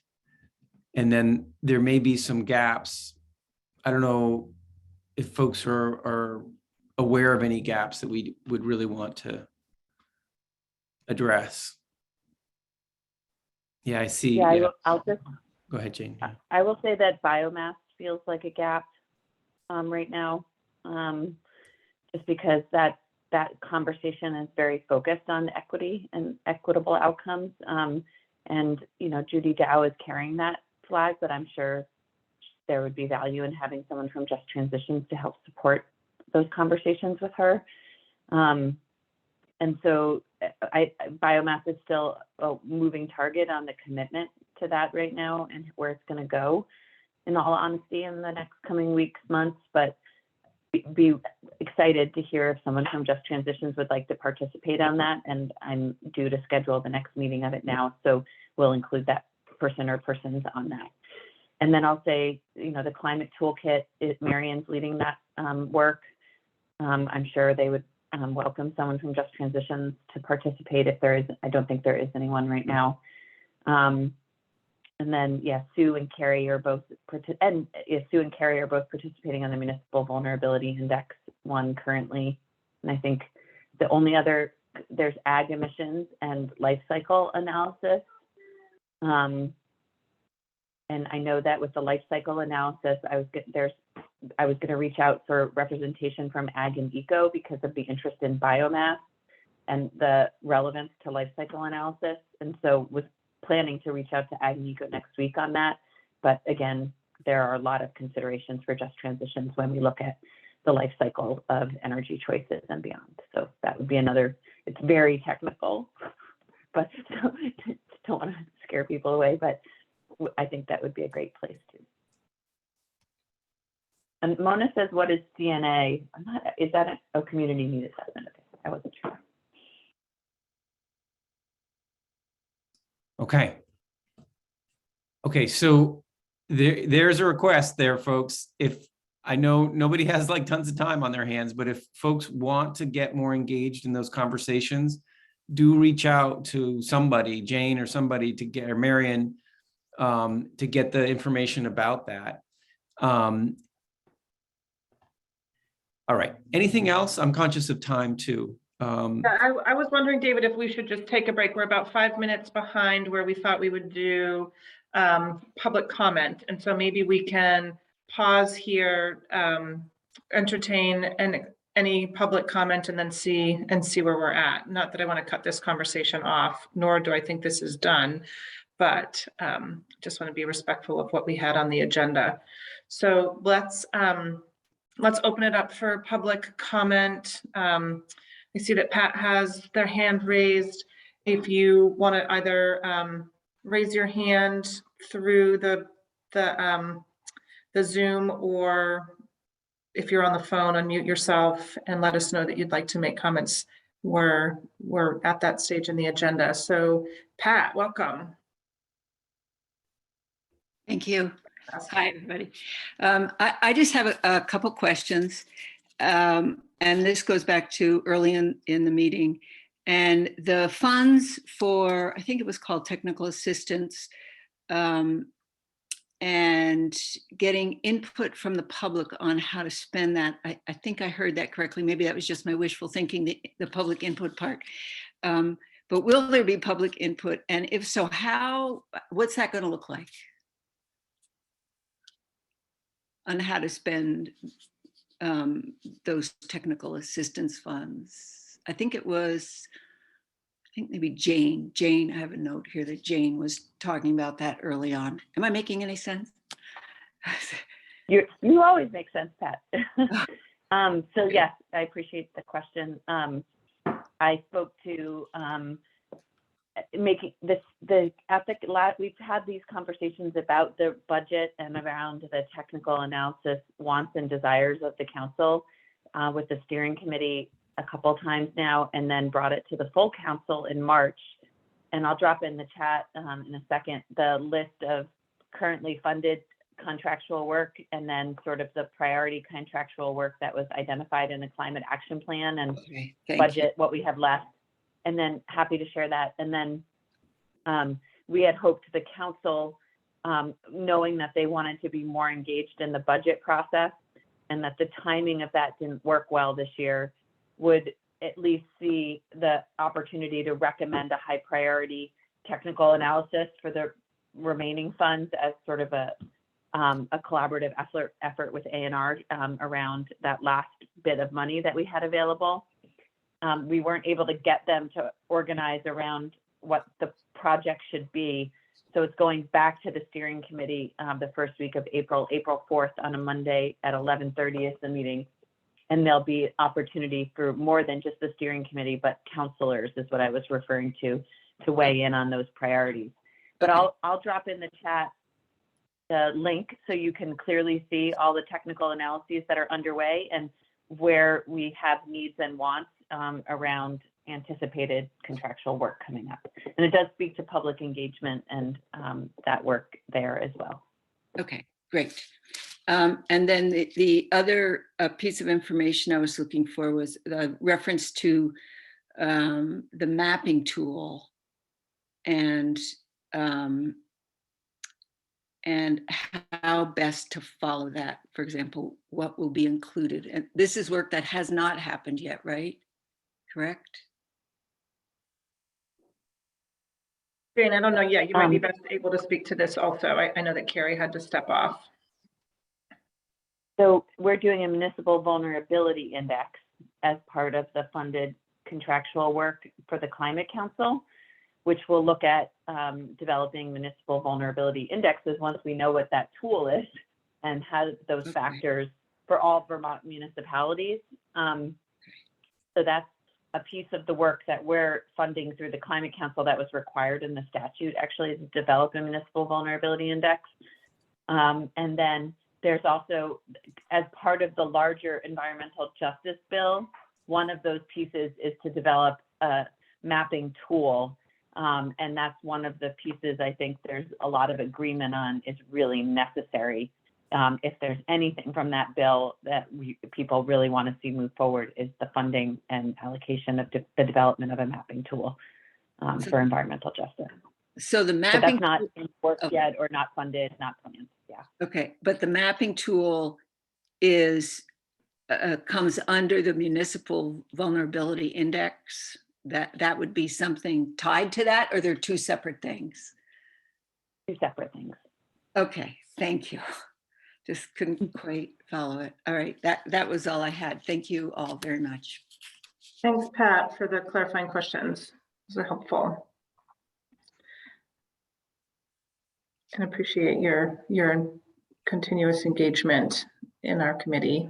Well, and I mean, and I've been coming to these meetings a lot, and yet I'm still getting lost. And so when you think about taking this out to the public, it's a really big challenge, and I appreciate that you guys are giving it the time and effort that it's going to take, because it is huge. So thank you. Thank you. Do we have other members of the public that would like to offer public comment today?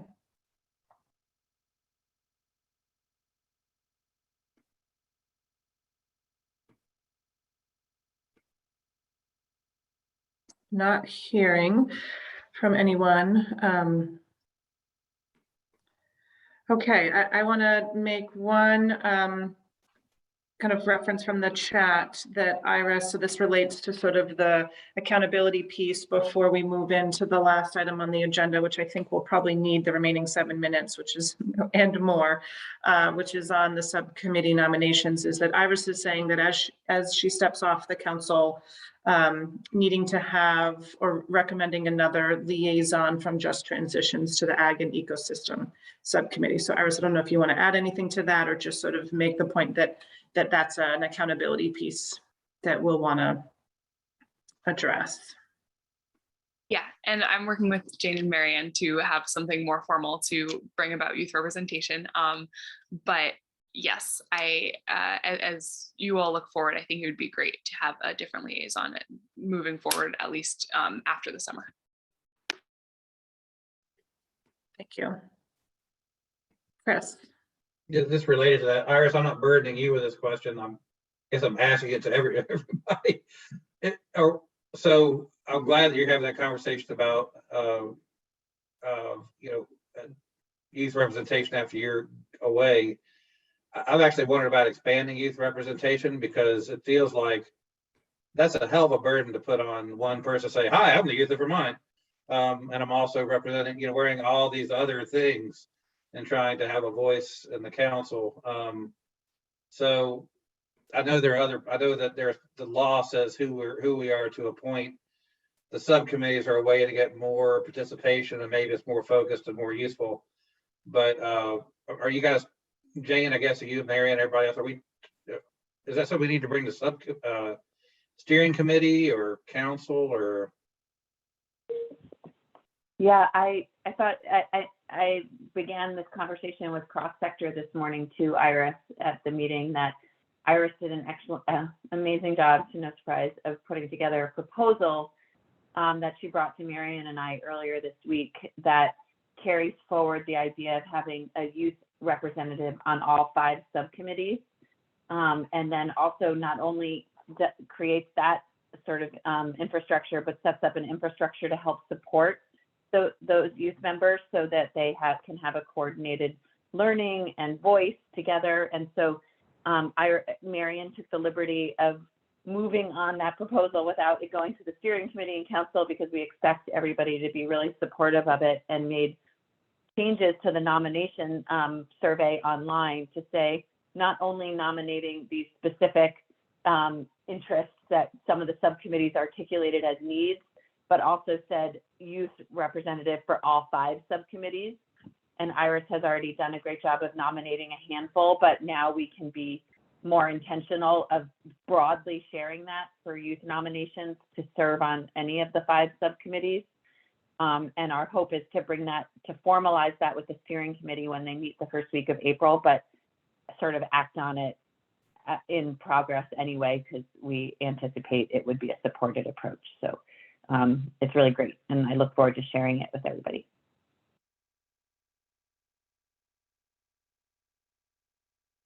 Great.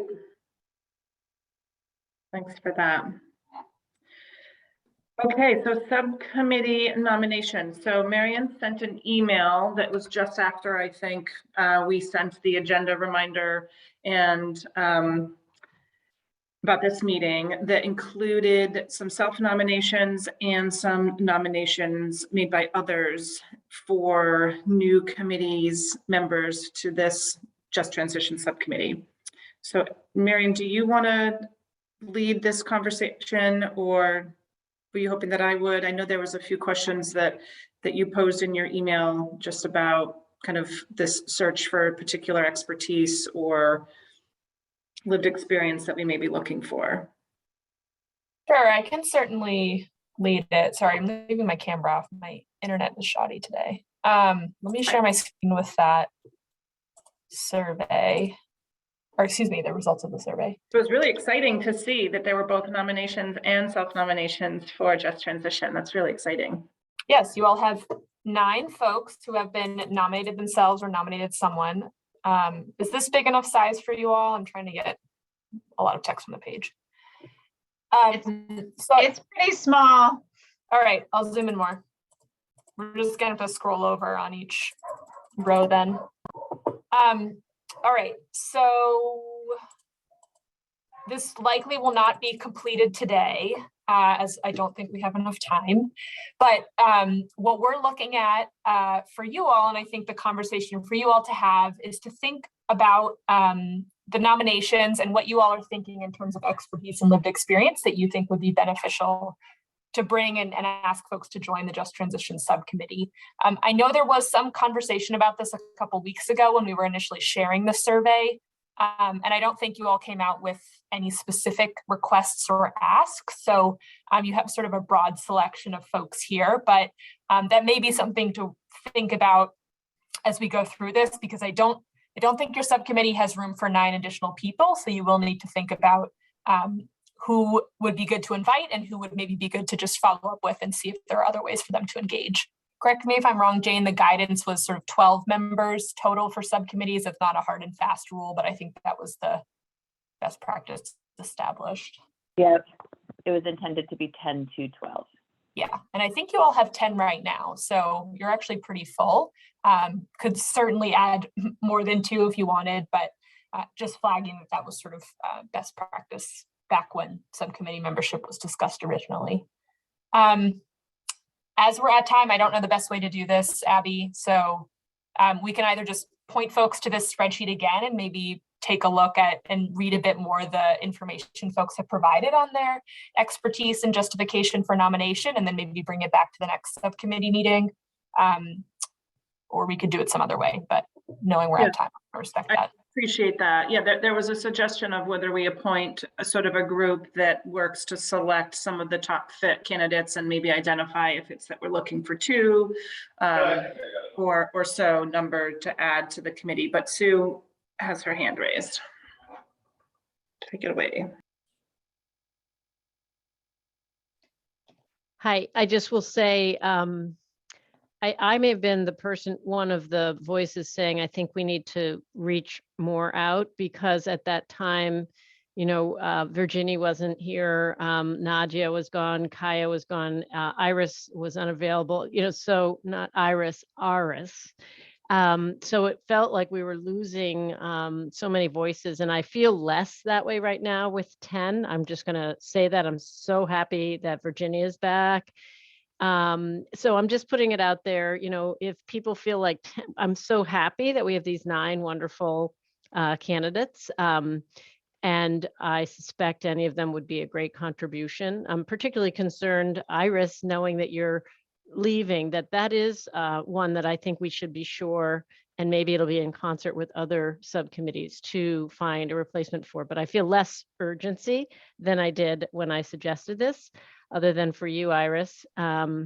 So I didn't know how other people felt, but think that we don't want to continue the conversation beyond tonight or now. But if we want to continue, a small group should take that up for the recommendation. Really quick, I miscounted. You're at 9, not 10. Sorry, counted incorrectly, but similar numbers. So I feel like there is a little bit of process here that we probably do need to take up at the next meeting. And I'm not sure that there's such urgency that we have to push this through this evening. But I appreciate, Sarah, the question that you asked, that I'm not sure if we have 100% clear picture of if there are any subcommittee members that are anticipating a transition off. I know we sort of asked that at the last meeting, but I'm not sure that I'm aware if there's folks that are feeling, based on time commitment or kind of capacity, that they're imagining a change. And it was also news to me, Iris, to know that you're leaving the council and therefore the subcommittee. And so that might be a really helpful thing for subcommittee members to communicate to Sue and I over the next few weeks, if there's some change in your participation that you're anticipating, and that could influence whether we're looking for the addition of 2 or 3 additional members, or more or less as a result of what we might hear from you. Again, hoping everyone can stay on, but also recognizing there's factors that influence people's ability to participate. Jane.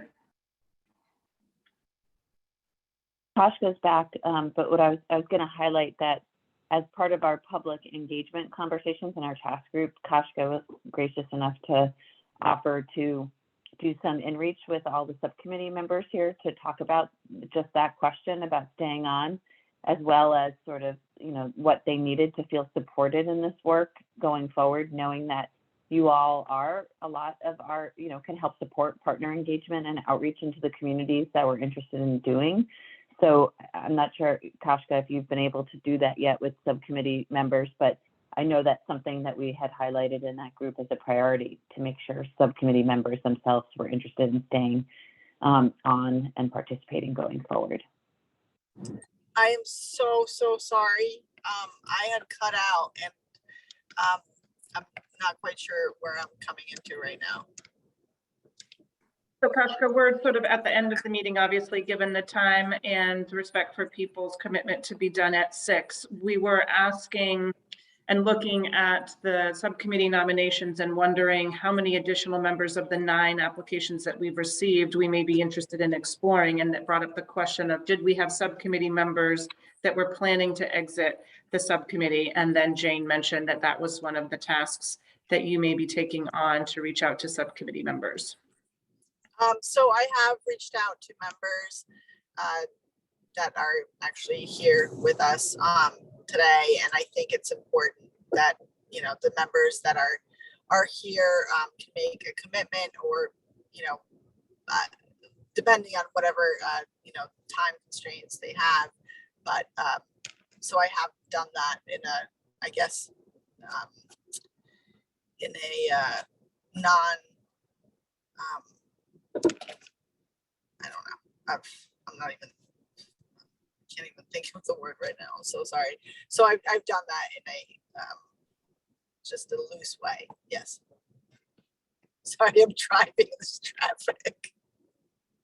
Okay. Well, thanks, Kashka. Helpful to know that those conversations happened, as well as the question was asked at our last meeting. So I'm gonna call the meeting at 6:04. Thanks everybody for sticking on a few extra minutes if you are able. We'll see you again in April, so the 3rd Thursday, so it'll be April 21st, and we'll take up many of these conversations to finish. It's great to see everyone. Have a great evening. Enjoy the sun and the warmth and the snow. You too. Thank you. Okay. Take Take care. care.